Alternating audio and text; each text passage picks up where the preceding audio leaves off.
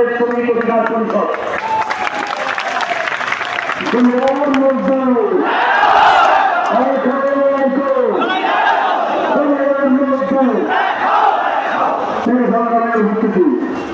আপনারা জানেন যে ইতিমধ্যে সরকার একটি প্রজ্ঞাপন জারি করেছে,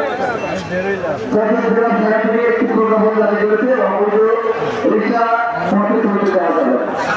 আমাদের কাছে কথা হলো আপনারা আমাদের রিক্সা বৈধতা দেওয়ার ব্যবস্থা আগে করেন।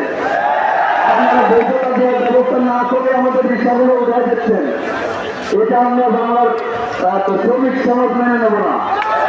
বাংলাদেশ শ্রমিক অধিকার পরিষদ সমস্ত শ্রমিকের মেহনতি শ্রমিকের কাছে আসে থাকবে ইনশাল্লাহ।